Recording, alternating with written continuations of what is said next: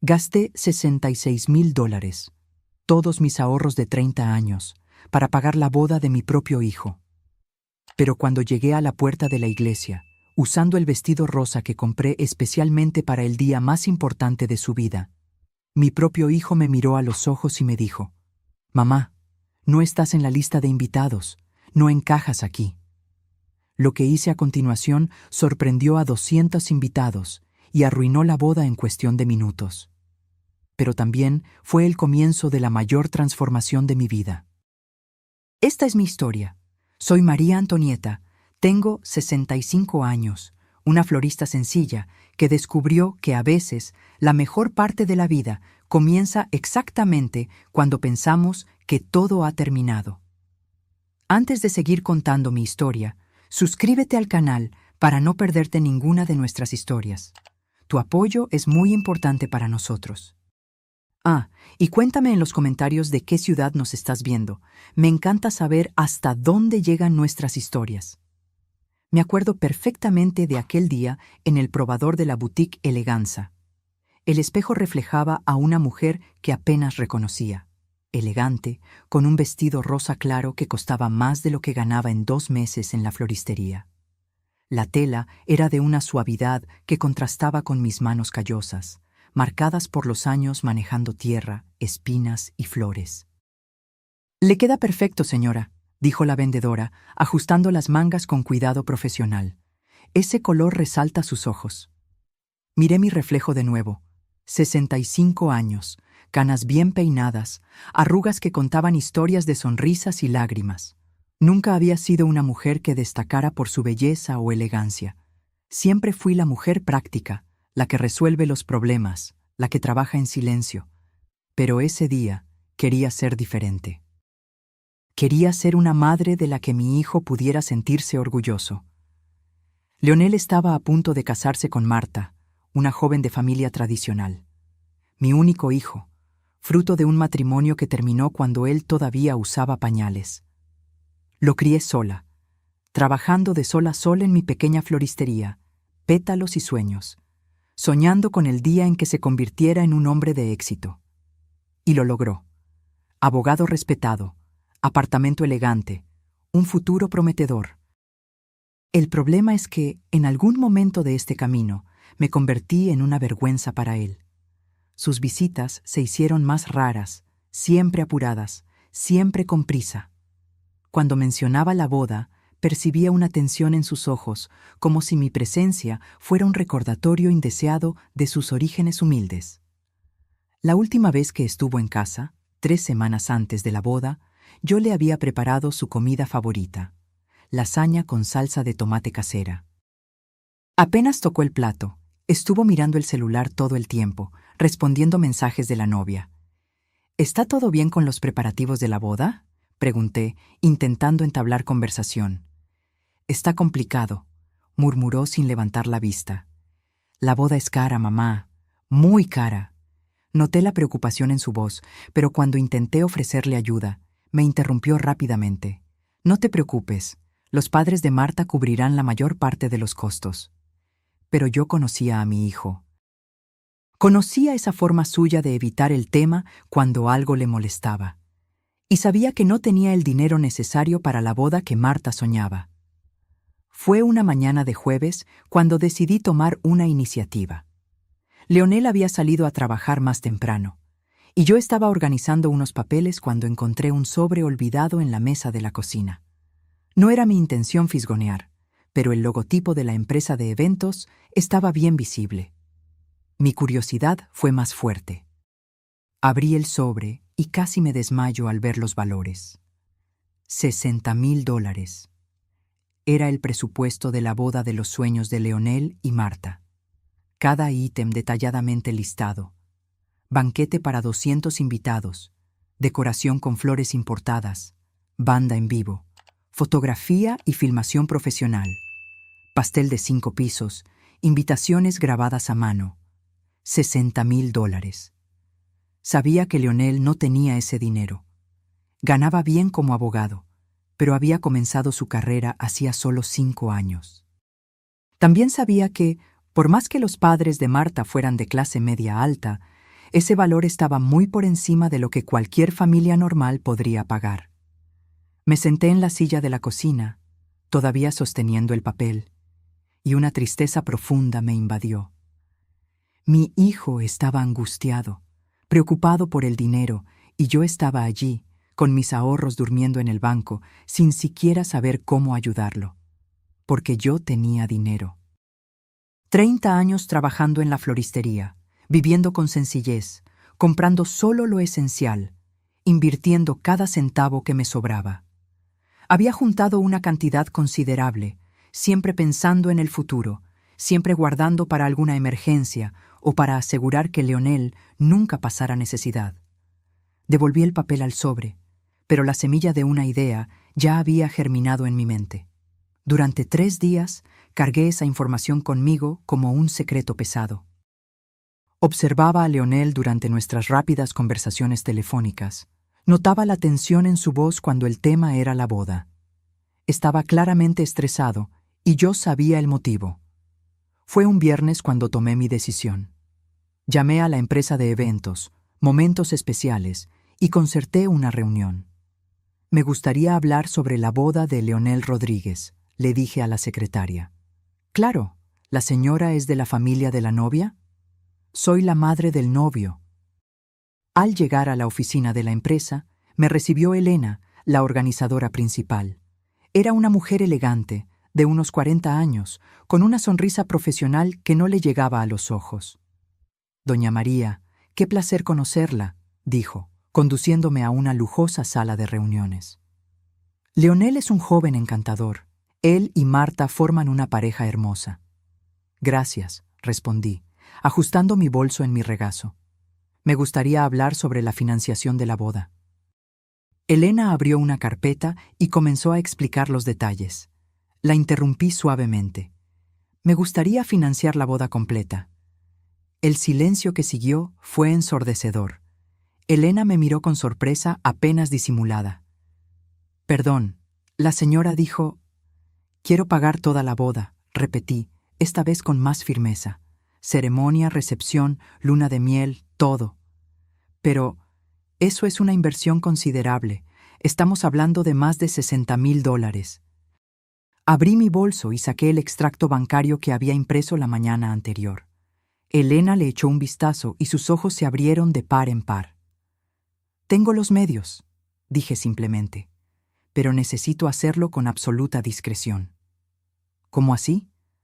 Nadie puede saber que el dinero vino de mí, especialmente Leonel y Marta. Quiero que crean que fueron los padres de la novia quienes financiaron todo. Elena frunció el ceño. Esto es un poco inusual. Es mi única condición, insistí. Confidencialidad total. Pueden ponerme como una beneficiaria anónima, un inversor silencioso, cualquier cosa, pero mi hijo no puede saber que fui yo. Durante la siguiente hora, acordamos todos los detalles. Yo firmaría todos los contratos como M.A. Rodríguez, Inversiones, un nombre genérico que no despertaría sospechas. Elena sería la encargada de mantener la versión de que la familia de la novia había cubierto los costos.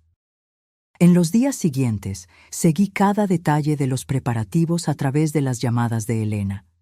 Flores frescas importadas de Holanda, banquete con chef de renombre, decoración temática en tonos dorados y marfil, banda de jazz en vivo. Cada comprobante de pago que firmaba era como una declaración de amor silenciosa a mi hijo. También financié la luna de miel en París, suite presidencial en un hotel de 5 estrellas, cena en la Torre Eiffel, paseos privados por los museos. $6,000 adicionales que salieron de mi cuenta sin que nadie lo supiera. A medida que la boda se acercaba, noté un cambio gradual en Leonel. Parecía más distante, más formal en nuestras conversaciones. Hablaba de los preparativos con una cortesía educada, pero sin el calor que yo esperaba de un novio feliz. Los preparativos van bien, dijo durante una de nuestras llamadas, su voz neutra. La decoración quedó como Marta quería. Las flores son importadas, el banquete tiene unos platos sofisticados. ¡Qué maravilla, hijo!, respondí, intentando inyectar entusiasmo en la conversación. Los padres de Marta son muy generosos de verdad. Lo son. La respuesta fue seca, seguida de un silencio incómodo. Doña Carmen debe estar radiante viendo todo realizarse, continué, esperando que se animara al hablar de su suegra. Ella está emocionada, respondió, y pude oír el ruido de papeles revolviéndose al otro lado de la línea, como si estuviera ocupado con algo más importante. Respiré hondo antes de hacer la pregunta que me estaba carcomiendo por dentro. ¿Y tú, hijo? ¿Ya pensaste qué vas a usar? Yo compré un vestido nuevo para la ocasión, algo elegante, ¿sabes? Quiero estar presentable en tu gran día. Hubo una pausa demasiado larga. Ah, sí, claro, mamá. ¡Cómpralo!, dijo, pero su voz sonaba distraída, casi impaciente. Mira, necesito resolver algunas cosas aquí todavía. Hablamos después, ¿está bien? Claro, hijo, no quiero molestarte, murmuré, sintiendo el entusiasmo desvanecerse de mi pecho. Adiós, mamá. Adiós. Después de colgar el teléfono, me quedé unos minutos sentada en la cocina, escuchando el silencio de la casa. Había algo en su frialdad que me inquietaba. ¿Realmente quería que yo estuviera allí? ¿O mi presencia era solo una obligación familiar que prefería evitar? El día de la boda amaneció con un cielo azul perfecto, sin una sola nube. Me levanté a las 6 de la mañana, tomé un baño relajante, me arreglé el cabello en la peluquería de Doña Rosa, que me conocía desde hacía 20 años. «Estás hermosa, María», dijo, rociando fijador en el peinado. «Tu hijo estará orgulloso». De vuelta en casa, me puse el vestido rosa con todo el cuidado. Me puse el collar de perlas que había sido de mi madre, un lápiz labial suave y un perfume discreto. Frente al espejo, respiré hondo. Parecía una abuela respetable, incluso elegante. Tomé el regalo que había preparado.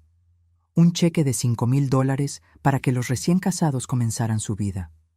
No era una cantidad extravagante, pero era lo que una madre florista podía dar sin despertar sospechas. El gran hotel era aún más imponente de lo que recordaba de la única vez que había pasado por delante. Mármol pulido, lámparas de araña de cristal, porteros uniformados, coches de lujo llegaban constantemente, desembarcando invitados elegantemente vestidos.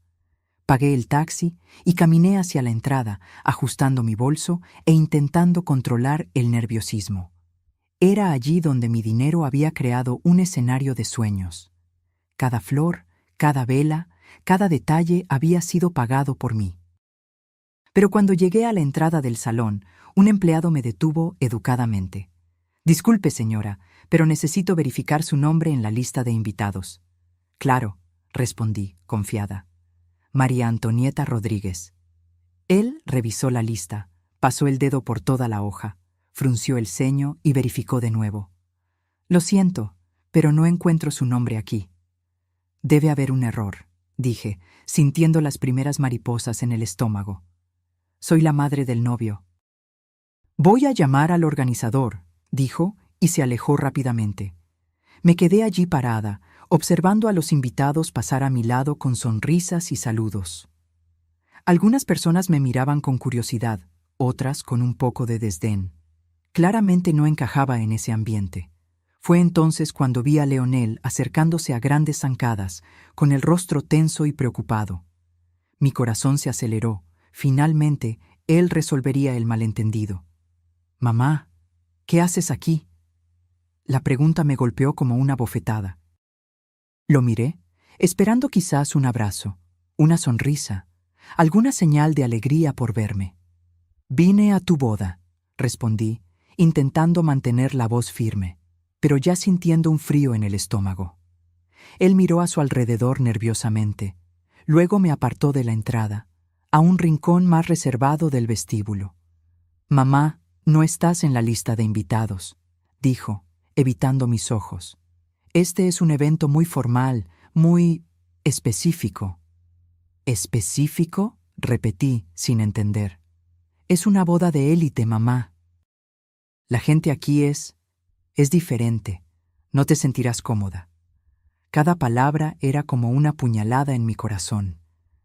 Mi hijo, el niño que había criado sola, que había alimentado, vestido, educado, me estaba diciendo que no era lo suficientemente buena para su boda. No me sentiré cómoda, repetí mecánicamente. Exacto. Mira a tu alrededor. Mira cómo se viste la gente, cómo hablan. Eres una persona sencilla, mamá. No hay nada de malo en eso, pero no sirvo para estar aquí. Terminé la frase por él. Fue entonces cuando Marta apareció, deslumbrante en su vestido de novia bordado con perlas. Se acercó con una sonrisa que no le llegaba a los ojos. Doña María, qué sorpresa, dijo, y el tono dejaba claro que no era una sorpresa agradable. Lo siento, pero la lista de invitados ya se cerró hace semanas.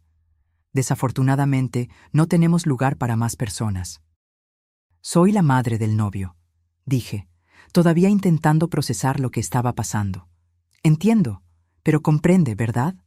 Es un evento íntimo, solo para personas cercanas. Personas cercanas. Yo, que había parido a ese hombre, que había sacrificado todo por él, no era una persona cercana. Sentí mi rostro arder de vergüenza. Alrededor, algunos invitados se habían detenido para observar la situación. Susurros, miradas curiosas, sonrisas maliciosas. Me había convertido en un espectáculo, una intrusa en una fiesta que yo misma había pagado. Entiendo, murmuré, guardando el regalo de nuevo en el bolso. Perdón por el inconveniente. Comencé a alejarme cuando sentí una pequeña mano tocar mi brazo. Era Roberta, mi nieta de 16 años, con los ojos llenos de lágrimas. Abuela, no te vayas. Por favor, susurró, mirando furiosamente a su padre. Roberta, vuelve a tu sitio, dijo Leonel secamente. Papá, ella es mi abuela. Roberta. Besé la frente de mi nieta, susurré, todo está bien, cariño, y caminé hacia la salida. Cada paso sobre el mármol helado resonaba como el funeral de mi propia dignidad. Cuando llegué a la puerta, oí a Marta comentar a alguien. Pobrecita, no sabía que no podía venir. La gente sencilla a veces no entiende de etiqueta. Llegué a casa en un estado de shock total. Todavía con el vestido rosa, me senté en el sofá de mi pequeña sala y dejé que las lágrimas cayeran por fin. No eran lágrimas de tristeza común, eran lágrimas de humillación profunda, de una madre que descubrió que su amor era unilateral, que sus sacrificios eran invisibles. La casa estaba en silencio, el mismo silencio que me acompañaba todos los días, pero que en ese momento parecía ensordecedor. Miré a mi alrededor y vi 30 años de una vida dedicada a otra persona. Fotos de Leonel en todas las etapas, trofeos de sus éxitos en la escuela, diploma de la universidad que yo había financiado trabajando en 2 empleos. Me levanté y fui a mi habitación. Allí, en un cajón secreto de la cómoda, guardaba todos los comprobantes de los pagos de la boda. Tomé la carpeta y volví a la sala. Abrí documento por documento. $66,000. Cada centavo había salido de mi cuenta, de mi vida de privaciones, de mis sueños aplazados. ¿Y para qué? Para ser expulsada de la puerta como una mendiga. Fue entonces cuando la rabia comenzó a reemplazar la tristeza. Una rabia limpia, cristalina, que me dio una claridad mental que no sentía desde hacía años. No era solo por la humillación del día. Era por todos los años en que me empequeñecí, en que acepté migajas de afecto, en que fingí que todo estaba bien. Tomé el teléfono y con dedos firmes marqué el número de mi gerente en el banco. Buenas tardes, señor Roberto. Soy María Antonieta Rodríguez.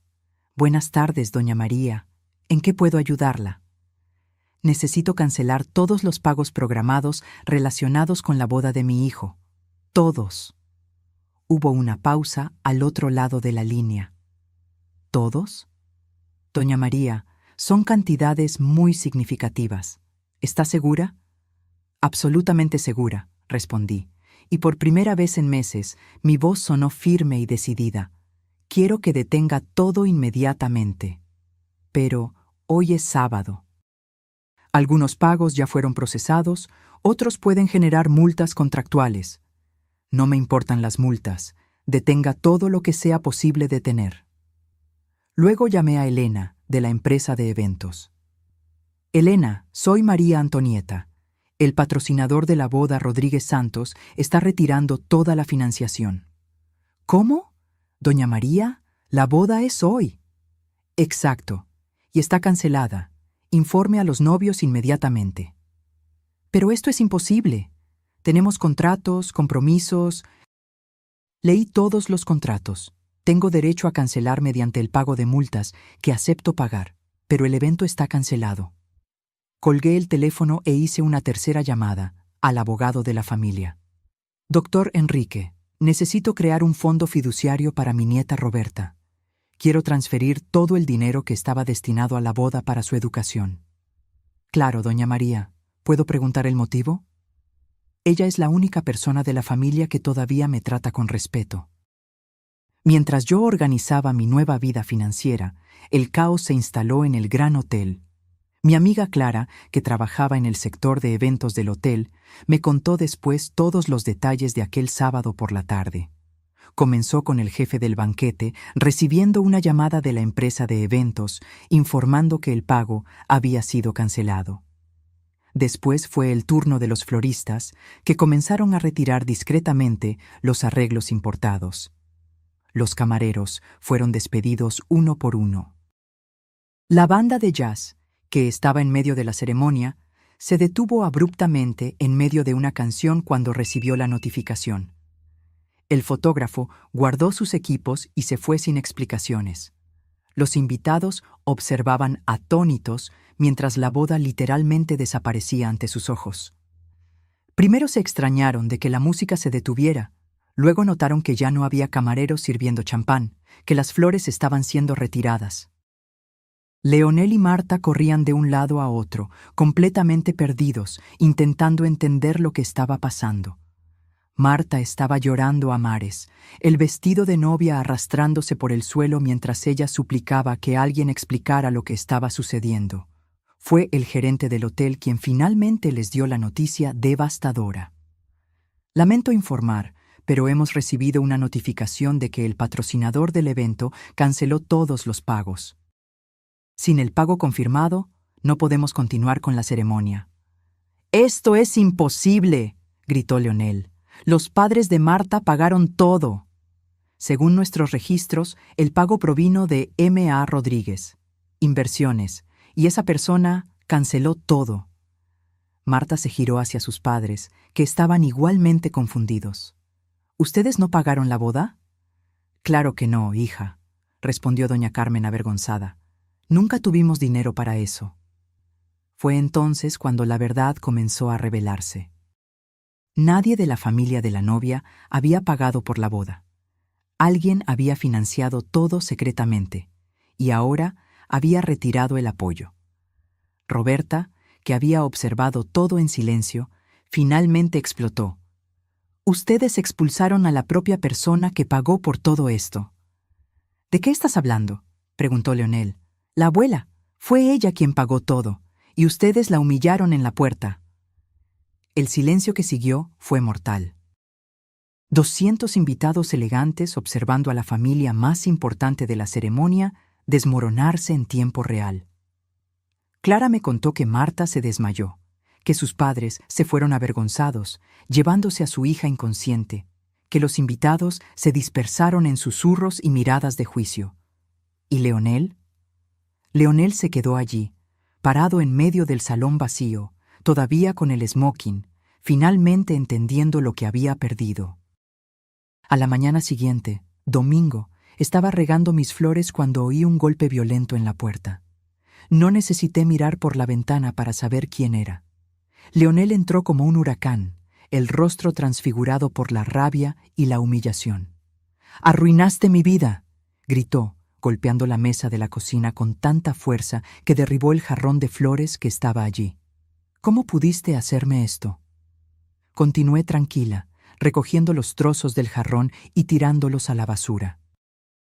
Había una serenidad en mí que no sentía desde hacía décadas. Era como si, al tomar aquella decisión, hubiera encontrado finalmente mi verdadera fuerza. «Me expulsaste de tu boda», respondí simplemente, lavándome las manos en el fregadero. «Yo solo dejé de pagar por ella. No tenías derecho a hacer eso». «Tenía todo el derecho», repliqué, girándome para mirarlo. «Era mi dinero, mi decisión». «Me humillaste delante de 200 personas, me trataste como una intrusa en un evento que yo misma financié. No entiendes, aquello fue un malentendido». «No fue ningún malentendido», dije, sentándome a la mesa de la cocina. «Dijiste claramente que yo no encajaba, que era demasiado sencilla, que no me sentiría cómoda. Tus palabras, no las mías». Fue entonces cuando le conté toda la verdad. No solo sobre la boda, sino sobre la luna de miel en París que él y Marta habían planeado, sobre el apartamento que pretendían comprar, sobre los muebles que ya habían encargado para la casa nueva. Todo financiado por mí, todo pagado con mi dinero, mientras él me trataba como un estorbo. $66,000, dije, observando cómo su rostro palidecía. Todo lo que ahorré en 30 años de trabajo, todo lo que guardé recortando en comida, ropa, ocio, todo lo que junté soñando con tu futuro. Mamá, yo no sabía. Claro que no lo sabías, porque nunca te interesaste en saber. ¿Cuándo fue la última vez que me preguntaste cómo estaba? ¿Cuándo fue la última vez que te preocupaste si yo necesitaba algo? Él se quedó en silencio y yo continué. Te avergüenzas de mí, Leonel. Te avergüenzas de tu origen, de tu madre florista. Quieres tanto pertenecer a un mundo que no es el tuyo que olvidaste de dónde vienes. ¿No es verdad? Sí lo es. ¿Y sabes qué más? Yo también me avergonzaba de mí. Ponía paños fríos a tus groserías. Fingía que todo estaba bien. Me conformaba con las migajas de afecto que me dabas. Él intentó convencerme de que le devolviera el dinero. Prometió que me incluiría en una nueva boda. Juró que había sido un error. Pero yo ya no era la misma mujer que se dejaba manipular por la culpa o el chantaje emocional. El dinero ya fue transferido para la educación de Roberta, le informé con calma. Ella al menos me trata con cariño y respeto. No puedes hacer eso. Ya lo hice. Es irreversible. Fue entonces cuando perdió completamente la compostura. Gritó, me llamó nombres horribles, incluso rompió más cosas en mi cocina. Pero yo permanecí firme, protegida por la armadura de mi nueva dignidad.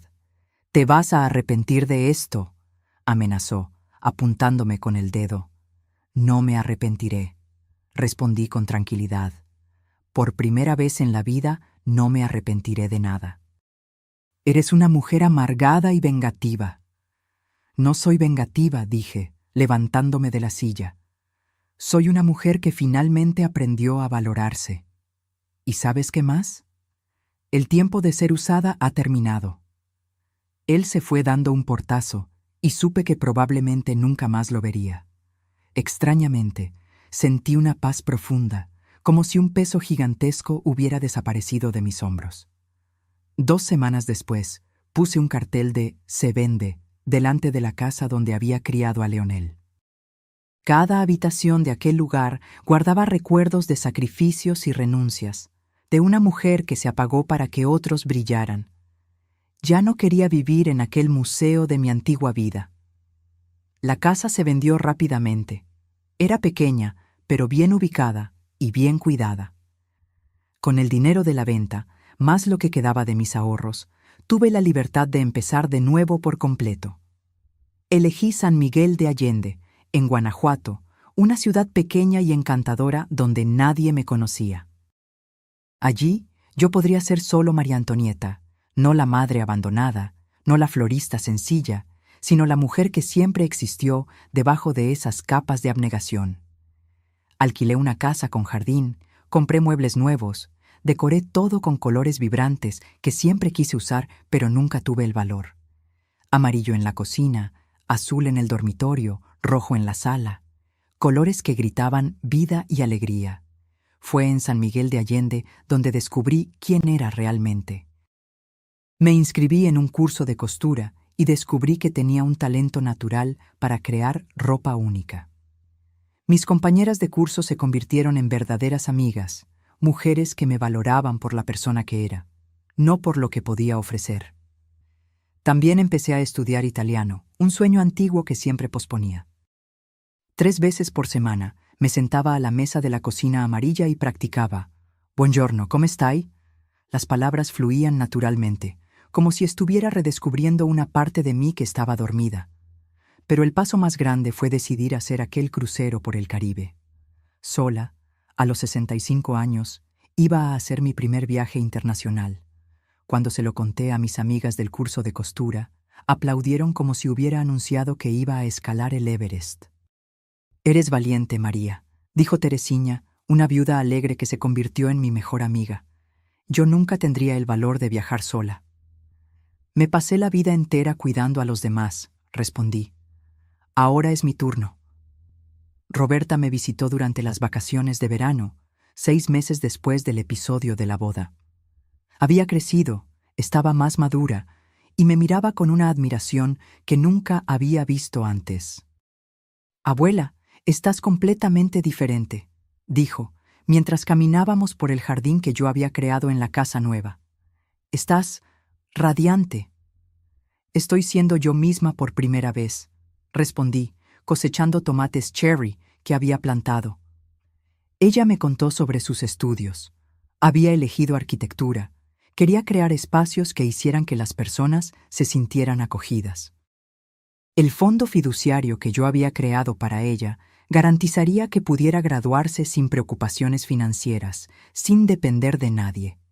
Era mi manera de romper el ciclo de dependencia que había dominado nuestra familia. «Abuela», dijo, sentándose en la mecedora que había comprado para el jardín, «papá ha preguntado por ti». Sentí un nudo en el pecho, pero ya no era el nudo doloroso de antes. Era algo más suave, una melancolía mezclada con aceptación. «¿Y qué respondes?» «Que estás bien. Que estás viviendo tu vida». Hizo una pausa. Él se separó de Marta. La información no me causó sorpresa ni satisfacción. Era solo un hecho, como saber que había llovido en otra ciudad. «Lo siento por él», dije sinceramente, «pero eso no cambia nada». «Está arrepentido, abuela, muy arrepentido». Dejé de regar las flores y miré a mi nieta. 17 años, ojos claros llenos de esperanza, todavía creyendo que todas las heridas pueden curarse con una disculpa. «Roberta, querida, algunas cosas en la vida no se pueden arreglar. No porque no queramos perdonar, sino porque perdonar no significa retroceder. Tu padre me mostró quién es realmente y yo acepté esa verdad. Pero él es tu hijo, y yo siempre seré su madre y nunca dejaré de amarlo. Eso no cambia, pero ya no necesito aceptar ser tratada mal por eso». Ella se quedó en silencio, procesando mis palabras. Después, con una madurez que me sorprendió, asintió. «Entiendo, abuela. Y admiro tu coraje». 2 semanas después de la visita de Roberta, embarqué en el barco Esperanza de los Mares, en el puerto de Veracruz. Mi maleta estaba llena de vestidos coloridos que yo misma había cosido, y mi corazón estaba lleno de expectación.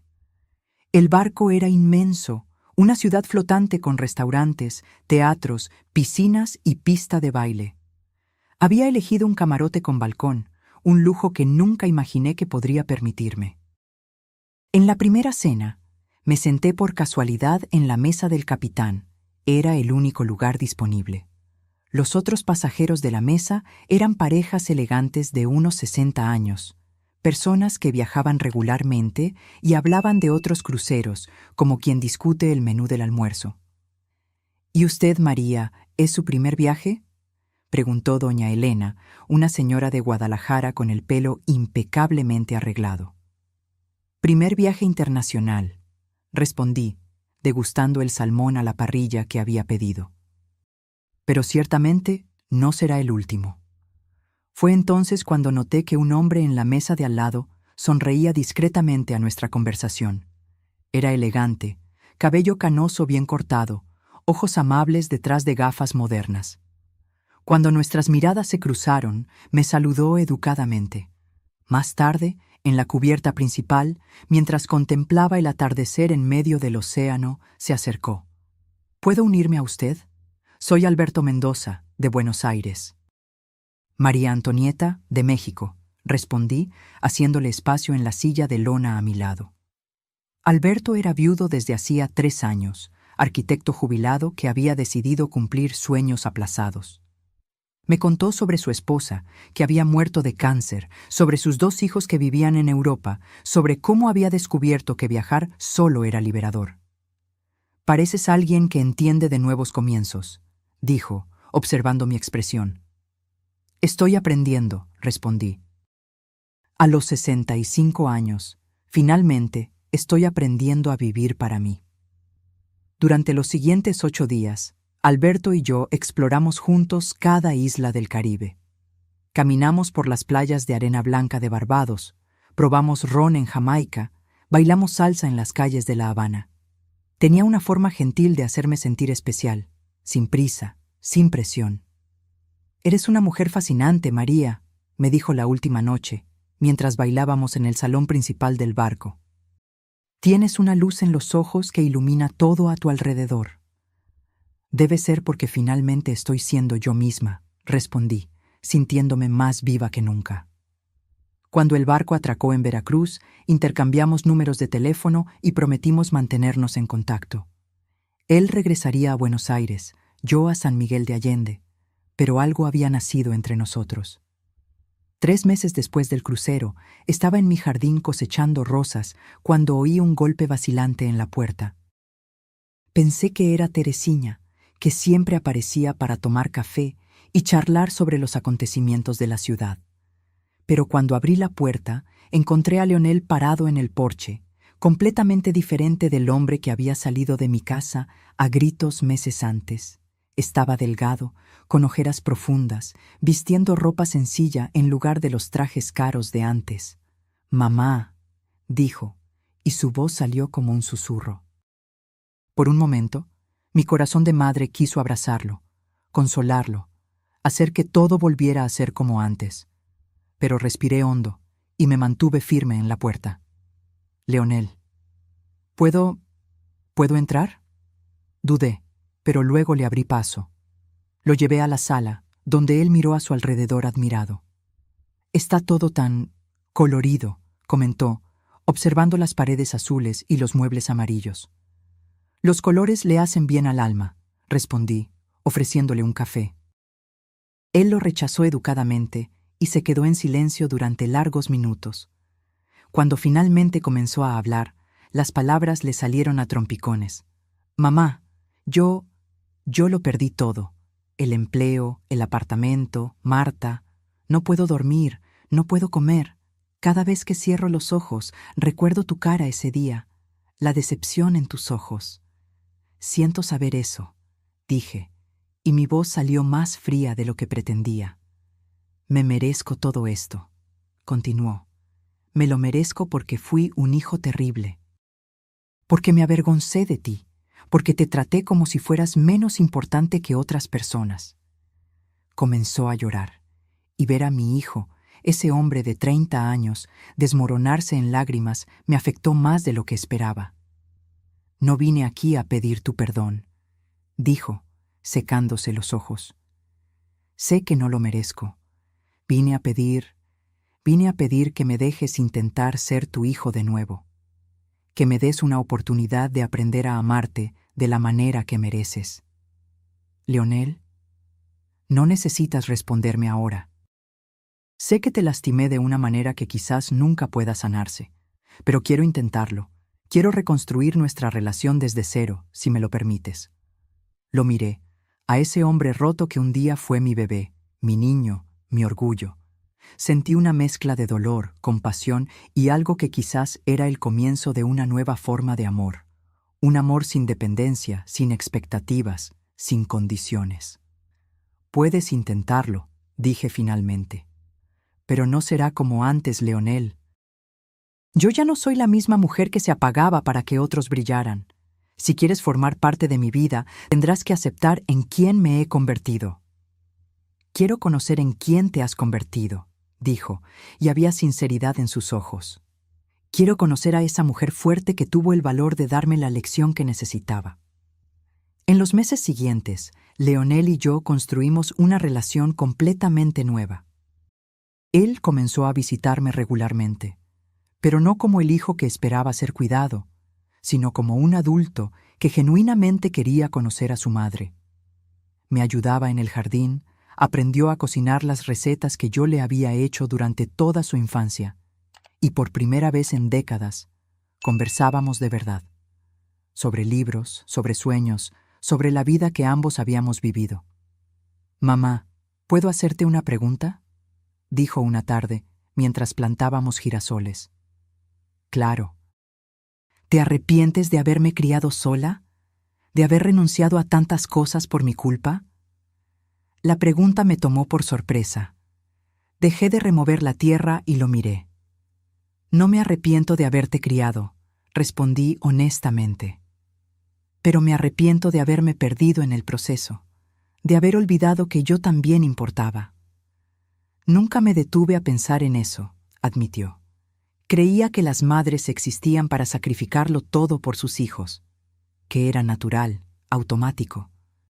«Muchas madres hacen eso», dije, volviendo a plantar. «Yo lo hice, pero no es saludable para nadie, ni para la madre ni para el hijo». «¿Cómo así?». «Cuando una madre se anula completamente, el hijo crece creyendo que todo el mundo debe anularse por él, que él es el centro del universo, que el amor verdadero es abnegación total». Él se quedó en silencio, procesando mis palabras. «Eso fue lo que me pasó», dijo finalmente. «Así es, pero ahora estás aprendiendo diferente, y eso me da esperanza». Alberto y yo mantuvimos contacto regular después del crucero. Hablábamos por teléfono 2 veces por semana, intercambiábamos correos electrónicos diarios, y él había visitado San Miguel de Allende 2 veces en los últimos meses. Era diferente a todos los hombres que había conocido. No quería que lo cuidara o que me anulara por él. Quería una compañera, una igual, alguien con quien pudiera compartir experiencias y sueños. «María, tengo una propuesta para ti», dijo durante una de nuestras conversaciones telefónicas. «Dime, ¿qué tal si dividimos nuestro tiempo entre San Miguel de Allende y Buenos Aires, 3 meses en cada lugar? Así podemos conocer mejor ambas ciudades, ambas culturas». La propuesta me emocionó y me asustó al mismo tiempo. Significaba salir de mi zona de confort de nuevo, sumergirme en una nueva aventura a los 66 años. «Necesito pensarlo», respondí. «Claro, sin prisa». Pero la verdad es que no necesitaba pensar mucho. Toda mi vida había sido sobre seguridad, sobre rutina, sobre no arriesgarme. Ahora quería experimentar todo lo que había perdido. «Alberto», dije, antes de que colgara, «acepto tu propuesta». «¿En serio?». «En serio, pero con una condición». «¿Cuál?». «Que cada lugar que visitemos, cada experiencia que tengamos, sea verdaderamente nuestra, que no necesitemos minimizarnos el uno al otro». «No sería de otra manera», respondió, y pude oír la sonrisa en su voz. Hoy, 1 año después del día en que fui expulsada de la boda de mi propio hijo, estoy sentada en el balcón de la casa que Alberto y yo alquilamos en Buenos Aires. Es un apartamento en el barrio de Palermo, con balcones llenos de plantas y una hermosa vista de la ciudad. Aprendí a bailar tango de verdad, no solo los pasos básicos del barco. Todos los jueves, Alberto y yo vamos a la milonga del barrio, donde bailamos hasta altas horas con otras parejas que, como nosotros, descubrieron que la vida no termina a los 60. Mi español mejoró drásticamente. Puedo conversar con las vecinas, hacer compras en el mercado, incluso discutir política con los amigos de Alberto. Me siento una ciudadana del mundo, no solo una mujer que pasó la vida entera en el mismo lugar. Roberta me visita regularmente. Adora a Alberto. Dice que él me hace brillar de una forma que ella nunca había visto antes. Está en segundo año de arquitectura, con excelentes notas, y ya habla de proyectos para hacer casas más humanas, más acogedoras.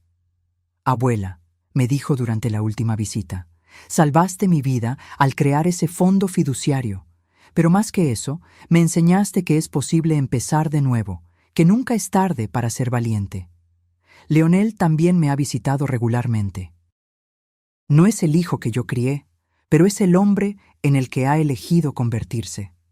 Más humilde, más consciente, más capaz de amar sin poseer. Consiguió un empleo en una empresa más pequeña, gana menos que antes, pero parece más feliz. Está saliendo con una profesora llamada Ana, una mujer sencilla que lo ama por lo que es, no por lo que posee. Mamá, me dijo en la última visita mientras caminábamos por las calles de Buenos Aires. Gracias por haberme dado esa lección. Sé que fue doloroso para ti, pero fue necesario. No fue una lección, respondí. Fue una liberación, tuya y mía. ¿Me perdonaste? Dejé de caminar y lo miré. Mi hijo, que finalmente había aprendido a verme como una persona completa, no solo como una función en su vida. Sí, dije, pero más importante que eso, me perdoné a mí misma. ¿Cómo así? Me perdoné por haberme anulado durante tantos años, por haber aceptado ser tratada como menos importante, por haber confundido amor con sacrificio. Él asintió, comprendiendo. Eres una mujer increíble, mamá. Siempre lo fuiste. Siento haber tardado tanto en darme cuenta. Mañana, Alberto y yo embarcaremos hacia Europa. Pasaremos un mes viajando por Italia, donde finalmente podré practicar el italiano que he estado estudiando. Después iremos a Francia, a Alemania, a todos los lugares que soñé conocer pero nunca tuve el valor de visitar. Cuando volvamos, nos mudaremos definitivamente a una casa que compramos juntos en San Miguel de Allende. Es una casa grande, con un jardín espacioso, donde podemos recibir a los hijos de Alberto cuando vengan de Europa, donde Roberta puede pasar las vacaciones, donde Leonel puede venir con Ana cuando quiera. No es una casa donde yo voy a cuidar de todo el mundo. Es una casa donde todos nosotros vamos a cuidarnos unos a otros, donde el amor será dividido por igual, donde nadie necesita anularse para que otros brillen. Tengo 66 años, el cabello completamente blanco que decidí dejar de teñirme, arrugas que cuento con orgullo y por primera vez en la vida soy completamente feliz. No la felicidad que proviene de hacer felices a los demás, sino la felicidad que proviene de ser genuinamente yo misma. Ayer, arreglando algunas cosas viejas, encontré el recibo del vestido rosa que compré para la boda de Leonel. Aquel vestido que usé el día de mi humillación, que se convirtió en el símbolo de mi liberación. Guardé el recibo con cariño, no como recuerdo de dolor, sino como recuerdo de coraje, del día en que una mujer de 65 años decidió que valía la pena ser amada, respetada y valorada, del día en que María Antonieta finalmente se liberó. 2 años después, María Antonieta y Alberto se casaron en una ceremonia sencilla en San Miguel de Allende, con solo los familiares más cercanos presentes. Roberta fue la madrina, Leonel y Ana fueron los padrinos. Fue una boda pequeña, pero llena de amor verdadero.